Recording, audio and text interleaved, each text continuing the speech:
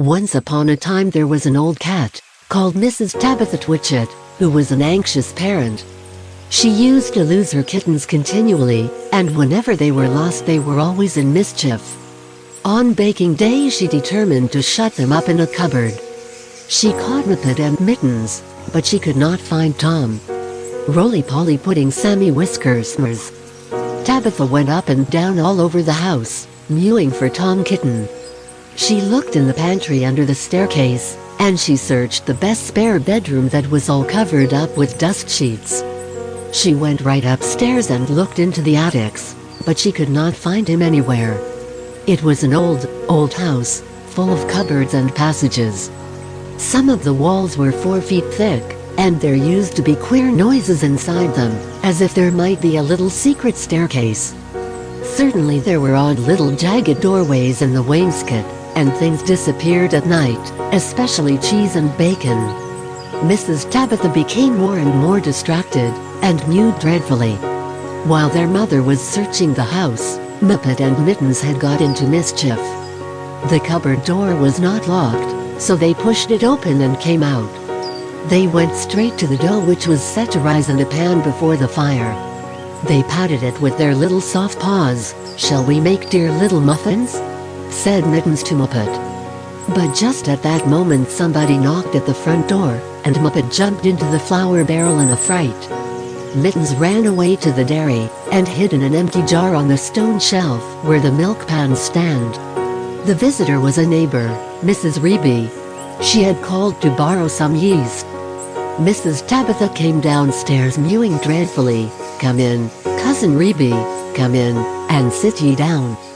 "I'm in sad trouble, Cousin Reeby," said Tabitha, shedding tears. "I've lost my dear son Thomas. I'm afraid the rats have got him." She wiped her eyes with an apron. "He's a bad kitten, Cousin Tabitha. He made a cat's cradle of my best bonnet last time I came to tea."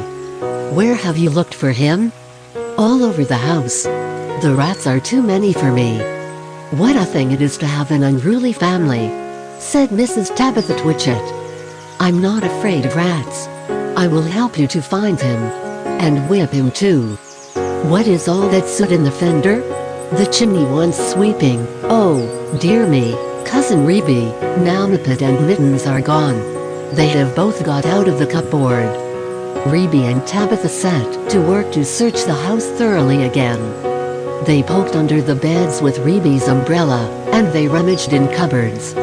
They even fetched a candle, and looked inside a clothes chest in one of the attics.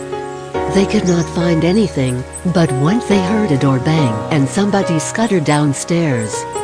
"Yes, it is infested with rats," said Tabitha tearfully. "I caught 7 young ones out of one hole in the back kitchen, and we had them for dinner last Saturday. And once I saw the old father rat, an enormous old rat, Cousin Reeby. I was just going to jump upon him, when he showed his yellow teeth at me and whisked down the hole. The rats get upon my nerves, Cousin Reeby," said Tabitha. Reeby and Tabitha searched and searched. They both heard the curious roly-poly noise under the attic floor. But there was nothing to be seen. They returned to the kitchen. "Here's one of your kittens at least," said Reeby, dragging Muppet out of the flour barrel. They shook the flour off her and set her down on the kitchen floor. She seemed to be in a terrible fright. "Oh, Mother," said Muppet, "there's been an old woman rat in the kitchen, and she's stolen some of the dough." The 2 cats ran to look at the dough pan. Sure enough, there were marks of little scratching fingers, and a lump of dough was gone. "Which way did she go, Muppet?" But Muppet had been too much frightened to peep out of the barrel again. Reeby and Tabitha took her with them to keep her safely in sight, while they went on with their search. They went into the dairy. The first thing they found was Mittens, hiding in an empty jar. They tipped up the jar, and she scrambled out. "Oh, Mother," said Mittens. "Oh, Mother, there has been an old man rat in the dairy, a dreadful enormous big rat, Mother. And he's stolen a pat of butter and the rolling pin." Reeby and Tabitha looked at one another. "A rolling pin and butter. "Oh, my poor son Thomas!" exclaimed Tabitha, wringing her paws. "A rolling pin?" said Reby. "Did we not hear a roly-poly noise in the attic when we were looking into that chest?" Reby and Tabitha rushed upstairs again. Sure enough, the roly-poly noise was still going on quite distinctly under the attic floor. "This is serious, Cousin Tabitha," said Reby. "We must send for John Joyner at once, with a saw." Now this is what had been happening to Tom Kitten, and it shows how very unwise it is to go up a chimney in a very old house, where a person does not know his way, and where there are enormous rats. Tom Kitten did not want to be shut up in a cupboard. When he saw that his mother was going to bake, he determined to hide. He looked about for a nice convenient place, and he fixed upon the chimney. The fire had only just been lighted, and it was not hot, but there was a white choky smoke from the green sticks. Tom Kitten got upon the fender and looked up. It was a big old-fashioned fireplace. The chimney itself was wide enough inside for a man to stand up and walk about, so there was plenty of room for a little tomcat. He jumped right up into the fireplace, balancing himself upon the iron bar where the kettle hangs. Tom Kitten took another big jump off the bar, and landed on a ledge high up inside the chimney, knocking down some soot into the fender. Tom Kitten coughed and choked with the smoke. He could hear the sticks beginning to crackle and burn in the fireplace down below.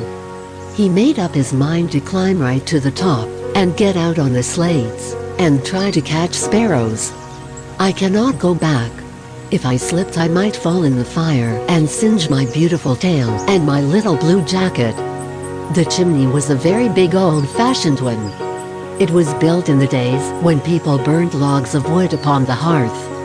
The chimney stack stood up above the roof like a little stone tower, and the daylight shone down from the top, under the slanting slates that kept out the rain. Tom Kitten was getting very frightened. He climbed up, and up, and up. Then he waded sideways through inches of soot. He was like a little sweep himself. One flue seemed to lead into another. There was less smoke, but Tom Kitten felt quite lost. He scrambled up and up, but before he reached the chimney top he came to a place where somebody had loosened the stone in the wall. There were some mutton bones lying about. "This seems funny," said Tom Kitten. "Who has been gnawing bones up here in the chimney? I wish I had never come. And what a funny smell. It is something like mouse, only dreadfully strong. It makes me sneeze," said Tom Kitten. He squeezed through the hole in the wall, and dragged himself along a most uncomfortably tight passage where there was scarcely any light. He groped his way carefully for several yards. He was at the back of the skirting board in the attic, where there is a little mark in the picture. All at once he fell head over heels in the dark, down a hole, and landed on a heap of very dirty rags. When Tom Kitten picked himself up and looked about him, he found himself in a place that he had never seen before, although he had lived all his life in the house. It was a very small stuffy fusty room, with boards, and rafters, and cobwebs, and lath and plaster. Opposite to him, as far away as he could sit, was an enormous rat. "What do you mean by tumbling into my bed all covered with snoots?" said the rat, chattering his teeth. "Please sir, the chimney wants sweeping," said poor Tom Kitten. "Anna Maria! Anna Maria!" squeaked the rat.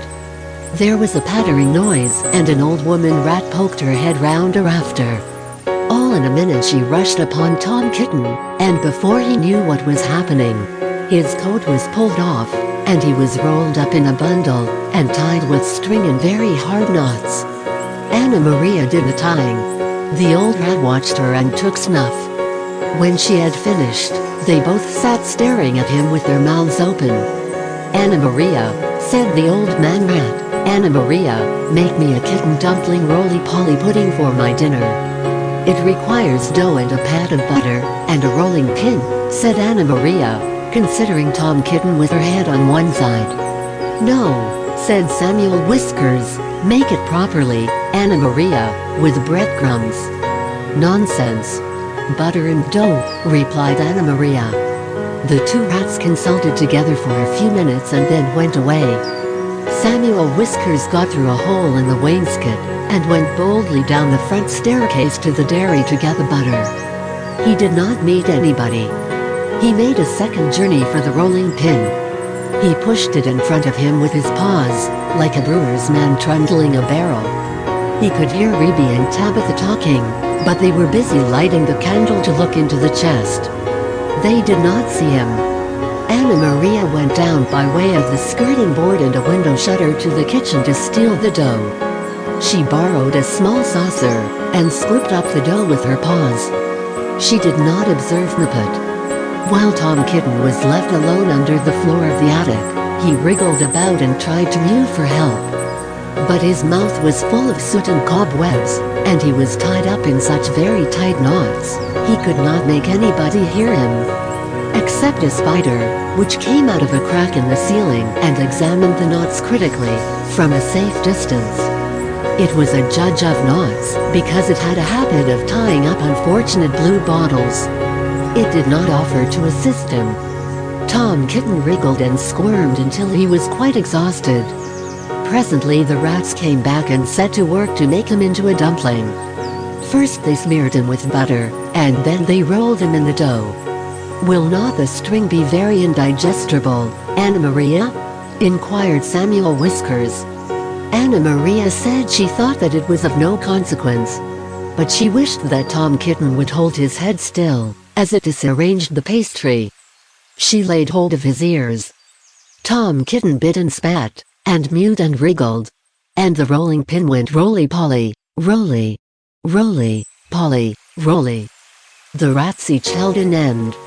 "His tail is sticking out. You did not fetch enough dough, Anna Maria." "I fetched as much as I could carry," replied Anna Maria. "I do not think," said Samuel Whiskers, pausing to take a look at Tom Kitten, "I do not think it will be a good pudding. It smells sooty." Anna Maria was about to argue the point, when all at once there began to be other sounds up above, the rasping noise of a saw, and the noise of a little dog, scratching and yelping. The rats dropped the rolling pin, and listened attentively. "We are discovered and interrupted, Anna Maria. Let us collect our property, and other people's, and depart at once. I fear that we shall be obliged to leave this pudding. But I am persuaded that the knots would have proved indigestible, whatever you may urge to the contrary. Come away at once and help me to tie up some mutton bones in a counterpan," said Anna Maria. "I have got half a smoked ham hidden in the chimney."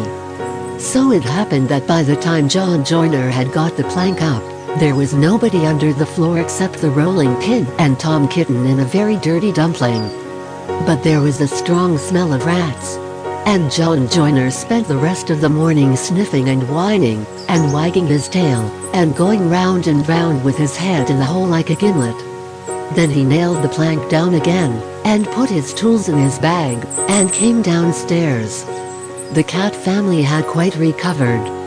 They invited him to stay to dinner. The dumpling had been peeled off Tom Kitten, and made separately into a bag pudding, with currants in it to hide the smutes. They had been obliged to put Tom Kitten into a hot bath to get the butter off.